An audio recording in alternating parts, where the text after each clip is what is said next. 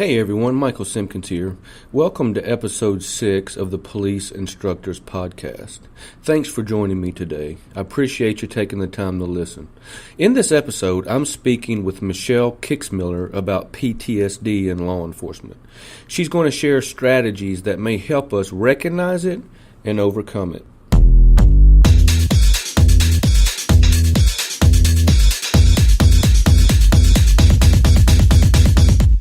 Michelle is a psychiatric mental health nurse practitioner and licensed educator. She works with adults and children with mental health needs including post-traumatic stress disorder, depression, anxiety, bipolar disorder, schizophrenia, trauma recovery, and substance use disorders. Michelle currently works full-time for a nonprofit community mental health center and serves as a nursing clinical instructor for Belmont University. Prior to her current position, she has worked as both a critical care burn nurse at Vanderbilt Medical Center and as a medical surgical nurse. For any of you listening today who may be struggling with PTSD or more, know you're not alone. Pay attention to this episode. Listen all the way through because Michelle has a wealth of knowledge to share about PTSD and mental wellness.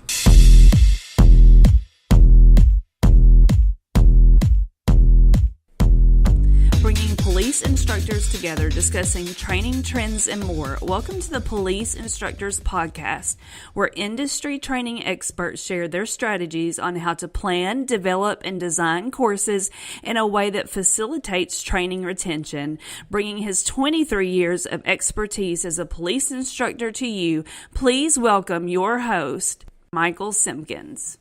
Thank you for being here with me today, Michelle. I'm excited you're here. Welcome to the Police Instructors podcast. Sure, thanks for asking me. So let's go ahead and get into our discussion. Do you want to start by sharing your brother's story and why early intervention is so important? Oh, yeah, sure. I unfortunately had an experience of just watching my younger brother. He struggled with depression and anxiety. Of course, like a lot of people, we had some stuff going on when we were kids. And so he, at an early age, around 12, 13, he developed pretty severe depression and anxiety. And we lived in a really small town. And this was like many years ago. And kind of there was a lot of stigma surrounding mental health. And there wasn't a lot of resources in the town we lived in. And like a lot of people, kind of what his depression anxiety led to was alcohol use. And so like he started drinking at a pretty early age. And then by the time he got older, he was in college, and he kind of started at that point thinking about getting help at that point. But unfortunately, we lost him to an accident before that was able to happen. And I think he's absolutely, one of a kind, and I miss him dearly. And I feel like we lose way too many people to similar circumstances in this world. And so like from that kind of is really kind of what's at the heart of me, like wanting to speak about like erasing mental health stigma just in general. We just lose way too many people to that. Yeah, we really do. And, I didn't really know that about you. And, it seems to kind of, with me, it seems to touch both my personal and professional lives as far as depression and the stigma with mental wellness and stuff like that. And I say that because, in law enforcement, there's a huge stigma in law enforcement with police officers that we just don't want to reach out. We don't want to admit our weakness when it comes to that stuff. And then personally, you mentioned that about your brother. Well, my son, he's 26 years old, and he struggles with the same thing. And he did the exact same thing that you're talking about your brother did, where he kind of reached out to alcohol and substance abuse and things like that. And luckily right now, he's actually doing a lot better, and he's still with us, and we didn't have to suffer like you and your family did with your brother. But we need to be able to recognize, not only in law enforcement, that's what this show's about, but in our personal lives as well, to be able to recognize those things so we can help the people that we care about. So can you give us an overview of PTSD? Kind of help us understand really what that is, because I think that generally, like we were talking about in before we started recording, most people don't really understand what that is. We hear the term PTSD thrown around all the time, but what does that really mean? Yeah, absolutely. So PTSD happens, it can happen a couple of different ways. One, it can be by someone experiencing a traumatic event. It could be them experiencing it. They could see someone else experience it. But it could also happen from like years of like repeated kind of stressors, trauma, and so forth, which is like a big risk when it comes to certain professions like law enforcement or trauma nursing, or like with veterans. You have a lot of different things you encounter on a day-to-day basis, and that builds. And so like one of the characteristics for PTSD, you do have to have some trauma related to that, but it doesn't have to be one individual incident for someone to experience PTSD. And so, but can it be one? Yeah. Well, I guess that's really a question. When you go back to listening to Danny's story, that was one major incident that created that. But does it have to be an incident that is so severe?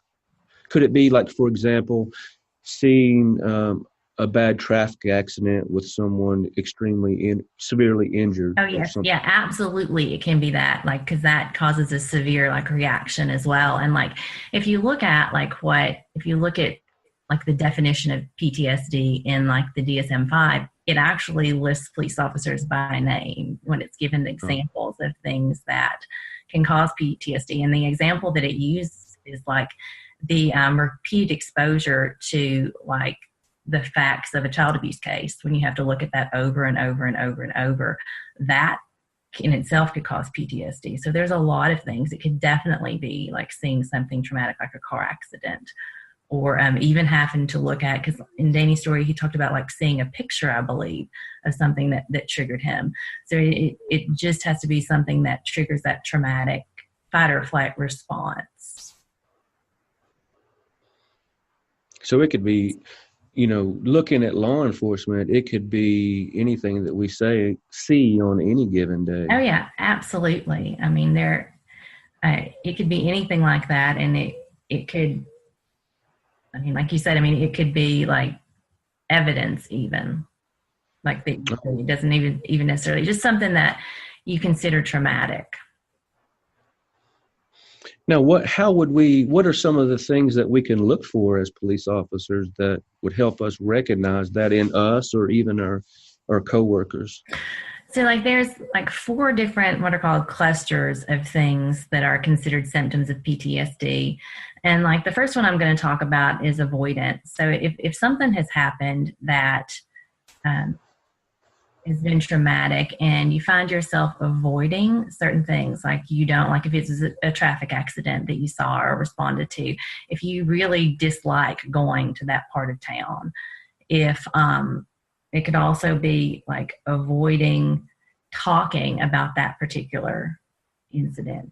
And that's kind of like the definition aspect of avoidance, but I'm going to kind of broaden it a little bit, because when I talk about the other 3, I want to kind of look at like avoidance in the sense of like, are you experiencing these symptoms, or are you doing something to avoid experiencing these symptoms as well? Just got to look a little bit deeper, because one of the things that can really, I mean, like an example would be like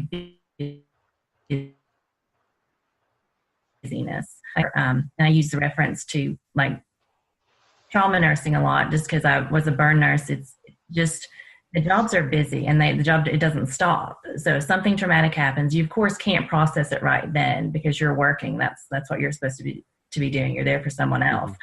But you think, okay, maybe at a different time you might process that. But then the next patient comes in, the next call comes in, and before you know it, you're days and days and days away from that.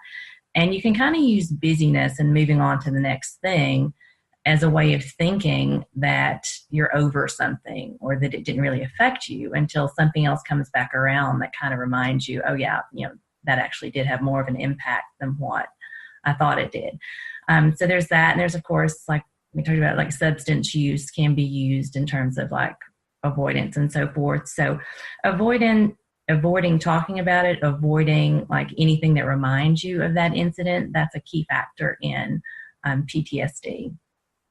Another one would be like the intrusive, like cluster of symptoms. So, and these include things like nightmares. Do you have bad dreams about that particular incident? How often does it happen?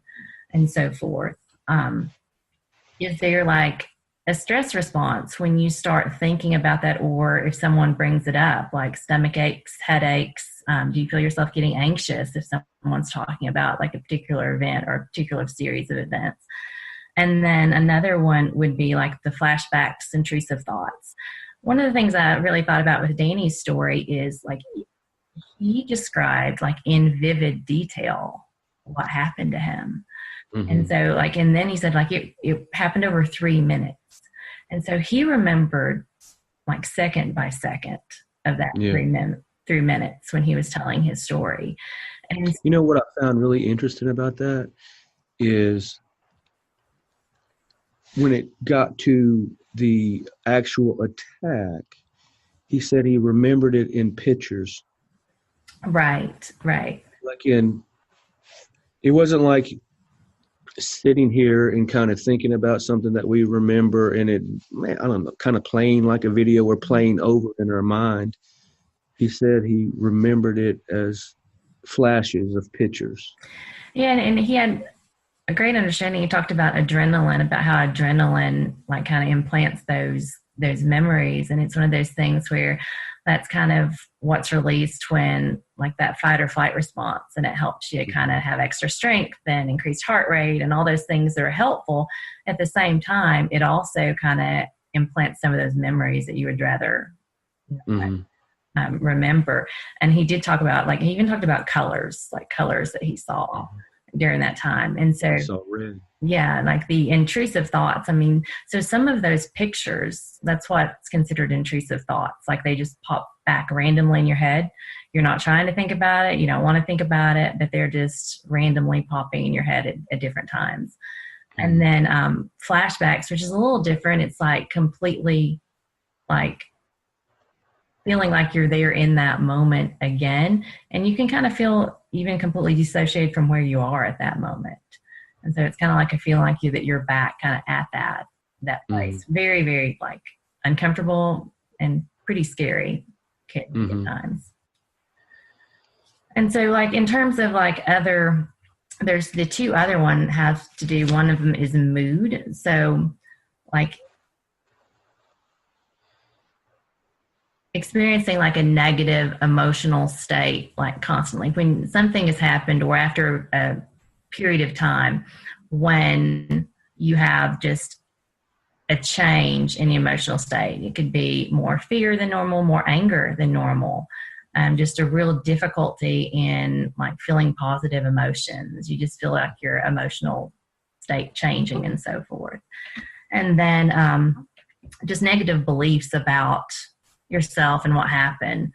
I think that probably law enforcement, I heard him talk about how like it's reviewed what happened, kind of like also in healthcare, there's always a review done. And I can remember him saying that they told him that he shot too late, that he should have done that sooner.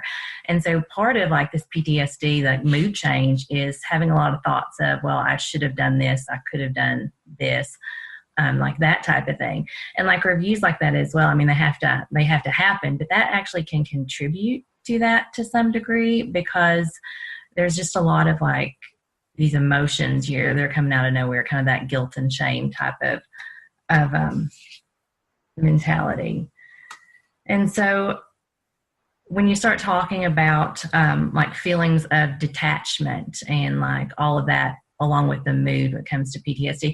And you don't have to have all of these really to be considered like to have a diagnosis of PTSD. Of like the intrusive thoughts, it's just one. Of mood, it's just like two of those. So that still is considered PTSD. And then the fourth symptom cluster is reactivity. And I think it's probably the one that people think of the most when they think of PTSD. It's kind of, irritable mood or angry outbursts without any like really reason. When people get angrier faster than they should, and then they kind of know that they were angry or faster than they should, or like kind